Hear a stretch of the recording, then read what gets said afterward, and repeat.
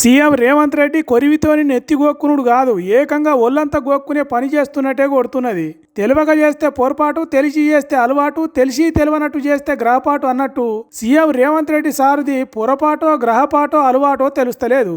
మరి లేకుంటేంది? సిద్దిపేట పబ్లిక్ గురించి ఏం తెలియనట్టు అంచనా చేస్తే ఎట్లా? వచ్చే ఎన్నికల్లో సిద్దిపేటలో కాంగ్రెస్ పార్టీ క్యాండిడేట్ ను ఎమ్మెల్యేగా గెలిపిస్తే మంత్రిని చేస్తాడట CM Revanth Reddy.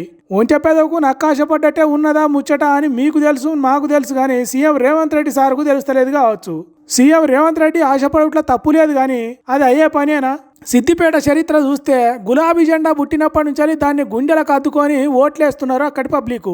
BRS party పుట్టిన కొత్తల కేసీఆర్ ను 60,000 మెజారిటీతో గెలిపించారు. తర్వాత ఉప ఎన్నికల 44,000 మెజారిటీ ఇచ్చిండ్రు. ఆ తర్వాత కేసీఆర్ రాజీనామా చేసుడుతోని హరీష్ రావు పోటీకి దిగిండు. అప్పుడు 25,000 మెజారిటీతో గెలిపించిండ్రు. 2008లో మళ్ళోసారి ఉప ఎన్నికలు వస్తే అప్పుడు కొద్దిగా 60,000 మెజారిటీ ఓట్లేసిండ్రు. తర్వాత 2009లో 65,000 మెజారిటీ. ఒక సంవత్సరం తర్వాత మళ్ళీ ఉప ఎన్నిక వస్తే దాంట్లో కొద్దిగా తక్కువ 1,00,000 మెజారిటీ. తెలంగాణ వచ్చినాక ఎప్పుడు 1,00,000 కంటే తక్కువ ఓట్లు వేయలేదు సిద్దిపేట పబ్లిక్ హరీష్ రావు సార్కు.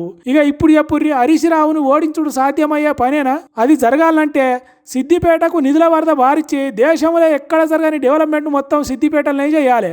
సిద్దిపేట దగదగ మెరవాలి. అయినా జనం హరీష్ రావు సార్ను కాదని కాంగ్రెస్ పార్టీకి ఓట్లేస్తారనే గ్యారంటీ ఉంటుందో ఉండదో తెలియదు.